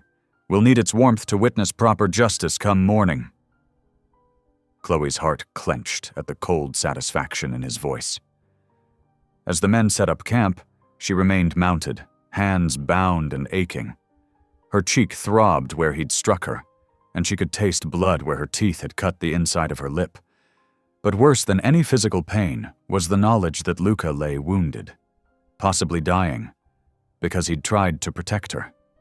Mercy always costs something, he'd told her just days ago, while teaching her to reset his traps. His eyes had been gentle then, warming with something more than friendship when she'd smiled at him. Now she understood the truth of those words in her bones. The marshal helped her down from the horse, his touch almost apologetic. He led her to a fallen log near the growing fire, where she could at least sit upright despite her bound hands. The heat from the flames reached toward her, but couldn't touch the deep chill in her soul. Her father paced the campsite like a caged mountain lion, Bible clutched in one hand, while he muttered passages about judgment and righteousness. The firelight caught the rain spots on the book's worn leather cover, making them look like tears. Deputy Tate busied himself with the horses, clearly wanting no part of the tension between father and daughter. "Thou shalt not steal," the Reverend recited, his voice rising.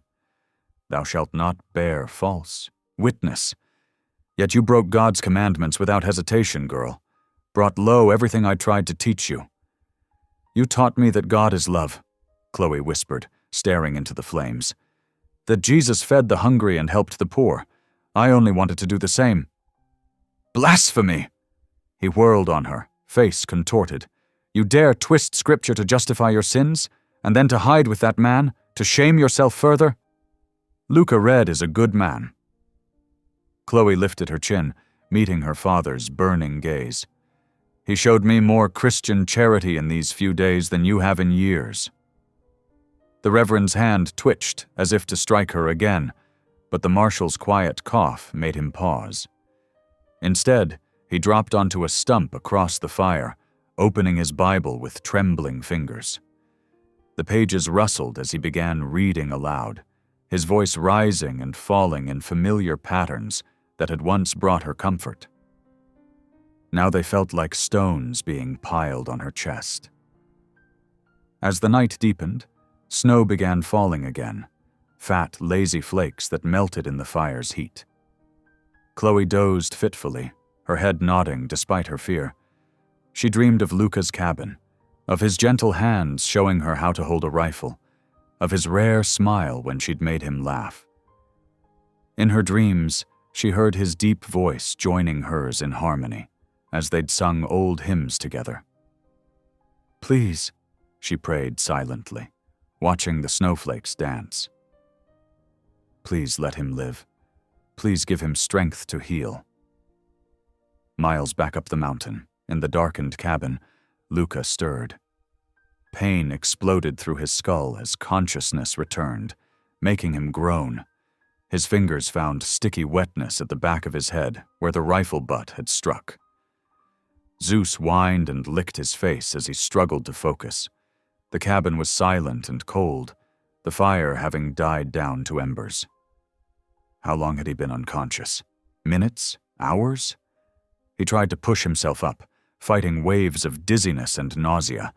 The floor seemed to tilt beneath him, but he forced himself to crawl toward the door. Zeus helped steady him as he used the doorframe to pull himself upright. The night air cleared his head somewhat, though the pain remained intense. In the fresh snow, he could see the tracks left by the horses, 4 sets leading away from the cabin, toward the river valley. Luca's jaw clenched as he thought of Chloe and her father's harsh grip, of the bruise blooming on her cheek where he'd struck her. The same fury that had made him lunge at the Reverend rose again, giving him strength. Stumbling back inside, he gathered what he needed: his rifle, ammunition, bandages from his medical kit. His hands shook as he wrapped a strip of cloth around his head, binding the wound as best he could. The bleeding had slowed, but he knew head injuries were dangerous. He couldn't let it stop him. "Gotta move fast, boy," he muttered to Zeus as he checked his powder and shot. "They've got too much of a head start already." The dog's tail wagged once, understanding, in his dark eyes. Luca had trained him to track wounded game. Tonight, they'd use those skills for a different kind of hunt. He just prayed he'd have the strength to see it through. Loading his rifle with careful, practiced movements, Luca thought of Chloe's courage in standing up to her father, of her compassion that had begun melting the ice around his heart, of her faith in seeing good where others saw only darkness. Mercy always costs something, he'd told her. Now it was time to pay that price. Checking his knife and slipping extra ammunition into his coat pocket, Luca took a deep breath. The pain in his head pulsed with each heartbeat, but he pushed it aside. There would be time for healing later. Right now, Chloe needed him. "Come on, Zeus," he said, opening the door. "We've got tracks to follow." The dog bounded into the snowy night, nose already working. Luca followed more slowly, each step deliberate as he fought to maintain his balance. The falling snow would make tracking harder, but he'd spent years reading sign in these mountains. He'd find them. He had to find them. The tracks led down toward the river valley, where he knew the terrain leveled out enough for camping. The Reverend would want to wait for dawn before continuing. His sense of theatrical judgment would demand daylight for whatever he planned. That gave Luca a few hours, at most. Hours to cross miles of snow-covered ground, fighting injury and darkness. But as he thought of Chloe's gentle spirit, her quiet strength, he knew no distance would be too far. Zeus ranged ahead, following the scent trail, while Luca measured his pace carefully. Too fast, and he risked passing out again. Too slow, and dawn would find him too late. The snow continued falling, each flake a countdown to morning. Somewhere ahead in the darkness, Chloe dozed by a dying fire, her father's harsh voice reciting judgment. But help was coming. Through pain and snow and darkness, help was coming. Luca Red moved through the night like a shadow, his rifle ready, his heart set on one purpose: finding Chloe. The cost of mercy might be high, but he would pay it gladly. One step at a time, one breath at a time, he followed the tracks that led to her. The night deepened around him, full of promise and peril. Dawn was still hours away. The mule's hooves crunched through fresh snow as Luca led her from the lean-to behind his cabin. His head throbbed with each movement, making even simple tasks like cinching the saddle difficult. Twice he had to stop and steady himself against the rough wooden walls, waiting for waves of dizziness to pass. Zeus whined softly, pressing against his leg. The hound's worried brown eyes reflected the dim light from Luca's lantern. "I know, boy," Luca muttered, checking the saddle straps one final time. "Ain't in the best shape for riding, but waiting won't help her none." The dried blood had stiffened his collar, where it had run down from the wound. He touched the makeshift, bandage gingerly, wincing. The bleeding had mostly stopped, but the pain remained sharp and insistent, like an ice pick driven into his skull. With careful movements, he secured his rifle in its scabbard and made sure his Colt single-action revolver rode easy in its holster. 6 shots loaded, with spare ammunition in his coat pocket. He prayed he wouldn't need them, but the memory of the Reverend's rage-twisted face told him otherwise. Mounting was a challenge. The world spun sickeningly as he pulled himself into the saddle, and for a moment he thought he might pass out again. He gripped the horn with white-knuckled fingers, breathing slowly through clenched teeth until the vertigo eased. "All right," he whispered, gathering the reins. Let's go find her. The storm had strengthened again, driving needle-sharp snow into his face as they left the sheltered yard. Wind howled through the pines, drowning out all other sounds except the mule's labored breathing. Luca hunched lower in the saddle, holding the lantern out to illuminate the trail. The tracks were already filling with fresh snow, but Zeus kept his nose to the ground, leading them steadily down slope. 4 horses had passed this way just hours before, their hoofprints still visible in deeper drifts.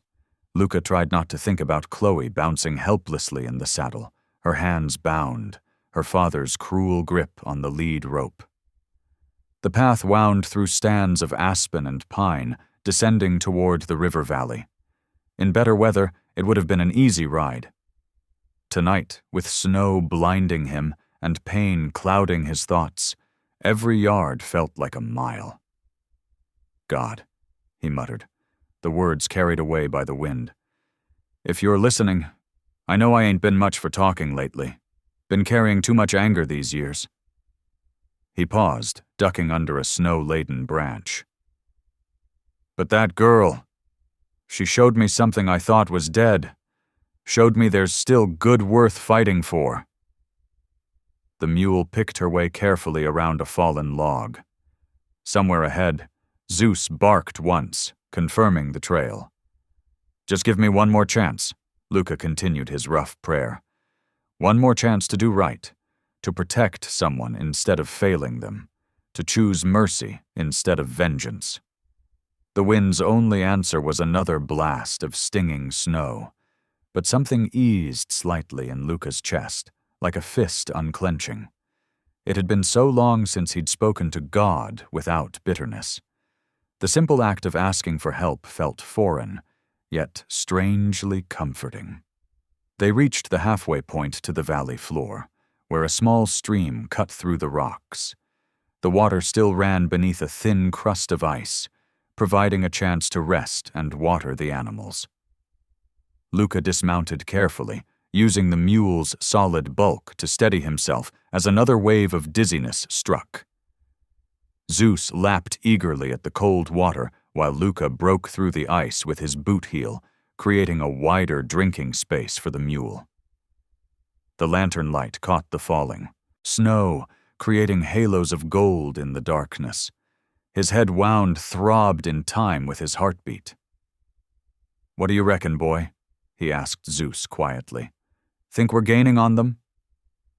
The hound's tail wagged once, snow falling from his thick fur. He seemed eager to continue, which gave Luca hope. The Reverend's party would have needed to make camp. Traveling through such weather at night was too dangerous, especially with a prisoner. As if confirming his thoughts, the wind shifted slightly, bringing with it the faint scent of wood smoke. Luca lifted his head, scanning the pre-dawn darkness. There, a dim orange glow reflected against low clouds, perhaps a mile ahead. He checked his revolver again, making sure snow hadn't worked its way into the mechanism. The familiar weight of the Colt offered little comfort. He had no desire to use it, even against men like the Reverend who might deserve it. Violence had already cost him too much in this life. But if that's what it took to keep Chloe safe. The mule finished drinking, snorting softly in the cold. Luca gathered the reins, prepared to mount again, then stopped. Kneeling awkwardly in the snow, he scooped a handful of icy water and pressed it against the bandage on his head. The shock of cold helped clear his thoughts somewhat, though it did little for the underlying pain. Just a little further, he told himself, pulling himself back into the saddle. Hold together a little longer. They continued down the trail, moving more slowly now as they drew closer to the campfire's glow. The wind had begun to ease slightly, and the sky ahead showed the first hint of gray. Dawn approaching. Luca kept the lantern shuttered, not wanting to alert anyone to their presence. Zeus led them on a curving path that avoided the more exposed sections of trail. The hound's hunting instincts served them well, allowing them to approach from downwind. Soon, Luca could make out voices carried on the softening breeze, a man speaking in the rhythmic cadence of Scripture. The Reverend, no doubt, still preaching his harsh gospel of judgment and shame. Luca's jaw tightened as he remembered the sound of his hand striking Chloe's face. How many times had she endured such treatment before finding the courage to flee? They left the mule ground tied in a thick stand of pine, well back from the camp. Luca took only his revolver, moving forward on foot with Zeus at his heel. The dizziness had settled into a constant swimming sensation, but he forced himself to focus through it. One step at a time, one breath at a time. The voices grew clearer as they crept closer. Through gaps in the trees, Luca could see 3 men arranged around a dying fire. The marshal and his deputy sat with rifles across their knees, while the Reverend stood gripping his Bible, gesturing as he spoke. And there, a smaller figure huddled on a log, hands bound, head bowed. Chloe. Luca's heart clenched at the sight of her. Even from this distance, he could see how she trembled, whether from cold or fear he couldn't tell. Her father's voice rose and fell, quoting passages about punishment and prodigal children. Zeus pressed against Luca's leg, waiting for direction. The sky had lightened enough to see clearly now, though the snow continued falling. Soon the men would be breaking camp, taking Chloe to whatever fate the Reverend had planned. Luca checked his revolver one final time, saying another silent prayer. Not for victory or vengeance, but for wisdom. For the strength to show mercy, even to those who might not deserve it. For the chance to protect instead of destroy. Dawn's first true light glimmered on the distant peaks as he stepped forward, emerging from the trees with his hands raised, empty. The deputy's rifles snapped up, but he kept his voice calm and steady. "Morning, gentlemen," he said. "Reckon we need to talk about the girl." The clearing by the river lay silent under the falling snow, save for the Reverend's voice rising in fevered prayer. Through the dim light of early dawn, Luca's heart nearly stopped at what he saw. Chloe sat slumped against a wagon wheel, her wrists bound tight with rope, her dress dusted with snow. Her father worked with determined precision, throwing a length of rope over a low branch of an ancient cottonwood tree. The coil of rope swayed in the winter wind. A noose. The sight of it made Luca's blood run cold. The marshal and deputy stood off to the side, shifting uncomfortably as the Reverend continued his tirade. "The wages of sin is death," he proclaimed, testing the knot with practiced hands. "And this child has brought nothing but shame upon God's house." Chloe's quiet sobs carried across the clearing.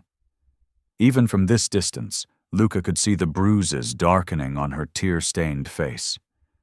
The sight stirred something deep in his chest. Not rage, but a profound sadness for both father and daughter, trapped in this cycle of pain. Taking a deep breath, Luca stepped out from the tree line. Snow crunched beneath his boots as he walked forward, hands raised to show he carried no weapon. The deputy's rifles snapped up, but their eyes showed uncertainty. "That's far enough," the marshal called out. Luca kept his voice steady, though his head still throbbed from earlier. "You called her unfit for heaven, Reverend," he said, addressing the wild-eyed preacher directly. "But heaven sent her to my door." The Reverend spun around, his face contorted with fury. "Blasphemy! You dare speak of heaven while harboring a thief? A deceiver?" "I speak of mercy," Luca replied. "The same mercy your Bible teaches. The same mercy your daughter showed to widows and orphans when she took that money." "Mercy?" The Reverend laughed harshly. "There is no mercy for the wicked, only judgment." He reached for the pistol at his belt. Chloe screamed, Father, no! The shot cracked across the clearing like breaking ice. But in his rage, the Reverend's aim went wild. The bullet whined, past Luca's ear, and buried itself in a tree trunk behind him. The heavy revolver's recoil threw the preacher off balance. He stumbled backward, boots scraping against the riverbank. Time seemed to slow as Luca watched horror spread across the Reverend's face. The ice beneath his feet, weakened by the unseasonable warmth of recent days, gave way with a sound like splitting glass. In an instant, the man of God disappeared beneath the dark water. "Father!" Chloe's scream pierced the morning air. Luca moved without thinking. 3 long strides brought him to Chloe. His hunting knife flashed once, twice, cutting through her bonds. "Stay here," he ordered, already running toward the broken ice. The river churned black and angry beneath the fractured surface. The Reverend thrashed weakly, his heavy coat dragging him down. The current threatened to pull him under the solid ice downstream. Luca shed his own coat as he ran. The shock of the icy water stole his breath as he plunged in. The cold hit like a physical blow, but he forced himself forward. His fingers found purchase on the Reverend's collar just as the other man began to sink. "Hold fast," Luca gasped, fighting against the current's pull. The river bottom was treacherous with hidden rocks, but he managed to plant his feet. With strength born of desperate need, he hauled the sputtering preacher toward the bank. Hands reached down to help, the deputies having finally overcome their shock. They pulled first the Reverend, then Luca onto solid ground. Chloe ran forward with Luca's discarded coat, wrapping it around her father's shivering shoulders. The Reverend coughed violently, expelling river water. His face had lost its mask of righteous anger, leaving only confusion and fear. He stared at Luca with uncomprehending eyes. "Why?" he managed between chattering teeth. "Why save me?" Luca sat heavily in the snow, his own body trembling with cold. "Because," he said simply, "that's what mercy looks like." Chloe knelt between them, tears freezing on her cheeks. She took her father's blue-tinged hand in one of hers, Luca's in the other. The 3 of them huddled there in the snow as dawn finally broke over the mountain peaks, painting the scene in shades of gold and rose. The marshal cleared his throat. "Reckon we all need to get warm before anyone catches their death. There's a line shack not far from here." Luca and the deputies half-carried, half-dragged the Reverend's shivering form back to the makeshift camp. His lips had turned an alarming shade of blue, his sodden clothes already stiffening with ice in the morning air. Chloe rushed to gather kindling, her hands trembling but determined as she built up the fire. Sparks flew upward as she added larger branches, coaxing the flames higher. She pulled every blanket they had, layering them around her father's shoulders, while Luca helped remove his frozen boots. "Keep him close to the fire," Luca instructed softly. "But not too close. The warmth needs to come back slow and steady." Hours crept by like molasses in winter. The marshal and deputy took turns bringing coffee, while Chloe dabbed her father's face with a warm cloth. Gradually, color returned to his cheeks. Though he remained unconscious, his breathing ragged but growing stronger. When the Reverend's eyes finally fluttered open, they held none of their previous fury. Instead, they were hollow with exhaustion and something deeper, remorse that seemed to age him 10 years in a moment.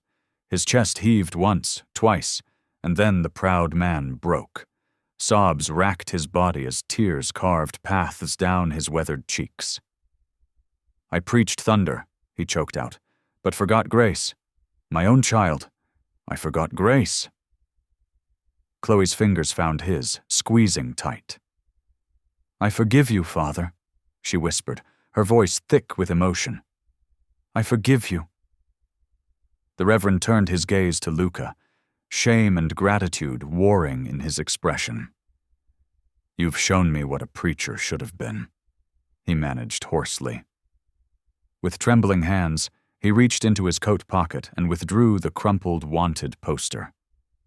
Without hesitation, he tore it into pieces and cast them into the flames, where they curled and blackened before disappearing altogether. Morning light crept across the mountains, turning the snow to glittering diamonds. The warmth brought gentle drips from icicles, hanging from tree branches as Luca helped both Chloe and Reverend Polk prepare for the journey back to his cabin. He secured their few belongings to the patient mule, checking the ropes twice to ensure nothing would slip. The trek was slow but peaceful. Chloe's boots sometimes caught in the softening snow, and she leaned against Luca's sturdy arm to keep her balance. Her touch was gentle, no longer fearful. The Reverend walked behind them, leading his horse with quiet dignity.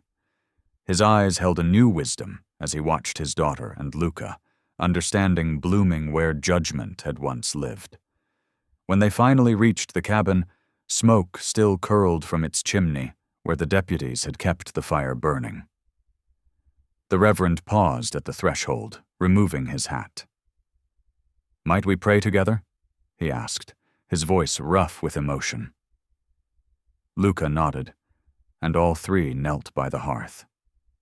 Firelight danced across their faces as the Reverend began, his words coming slow and sincere. Chloe's clear voice joined his. Then, surprising them both, Luca's deep tones added to the prayer. "Lord," Luca said, his voice thick with feeling, "thank you for second chances, for mercy that finds us even when we're lost." Tears slipped down Chloe's cheeks as she squeezed both men's hands. That afternoon, the Reverend prepared his horse for the ride to Durango. Before mounting, he embraced his daughter and shook Luca's hand firmly.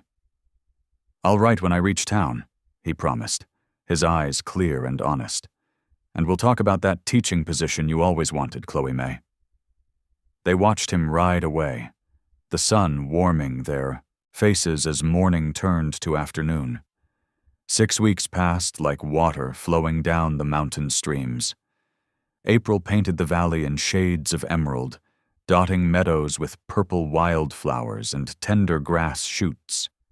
The transformation seemed to mirror the changes in both Luca and Chloe's lives, as winter's harsh memories melted into spring's gentle promise. The one-room schoolhouse, abandoned for years, now rang with children's voices. Chloe stood at the front, her face glowing as she guided tiny hands through letters and numbers. She used Luca's collection of worn books, history texts, poetry volumes, and dog-eared primers, teaching 8 children from the scattered ranches nearby. Her natural warmth drew them in, making learning feel like storytelling around a hearth. One bright morning, Luca climbed onto the cabin's roof, tools in hand. The wooden beam where Chloe had once dangled needed strengthening before summer storms arrived. As he worked, smoothing rough spots and replacing weak boards, he couldn't help but smile at the memory. That desperate night had brought him something he never expected to find again. Love that filled empty spaces he'd thought would stay hollow forever. Taking out his pocket knife, Luca carefully carved Chloe's initials next to where his first wife's had been etched years ago. The fresh cuts in the wood seemed right somehow, not disloyal, but healing, like a family tree growing new branches. He traced both sets of initials with weathered fingers, whispering a prayer of gratitude. Evening settled soft and purple over the peaks as they shared supper at the pine table. Lamplight cast warm shadows on the cabin walls, while his old hound, Bear, dozed contentedly between their chairs. The dog had taken to Chloe immediately, as if recognizing a kindred, gentle spirit. Now he divided his loyalty equally between them, though he still begged more often at her side of the table. Chloe passed Luca a plate of fresh cornbread, her movements comfortable and sure in what had become their shared home. "Mrs. Henderson asked again today," she said, amusement dancing in her eyes. About how we came to be us. Did she now? Luca's voice held quiet laughter. He'd noticed the curious glances from neighbors at Sunday gatherings, their polite but burning questions about the preacher's daughter, who now lived in his cabin and taught their children. I never know quite what to tell them, Chloe admitted, breaking her bread into small pieces. The sunset painted her face in soft rose gold through the western window. Luca reached across the table, taking her hand.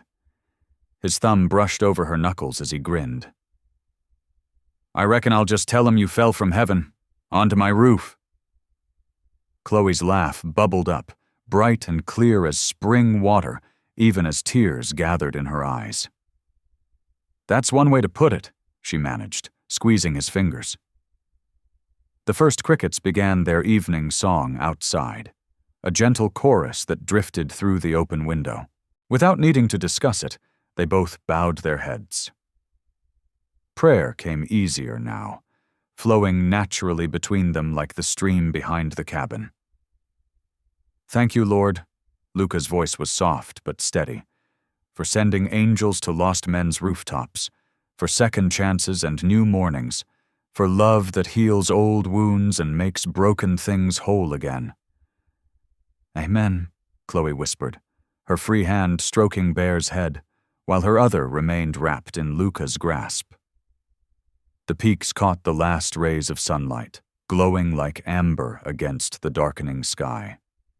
In that moment, surrounded by cricket song and lamplight, they both felt the profound truth of redemption, not just as a hope, but as a living reality that had taken root and flourished in the fertile soil of forgiveness and grace. Thank you for listening. Stories connect us in the most unexpected ways. If you felt that spark today, make sure you're subscribed. I share a new one daily, and the next might change your day.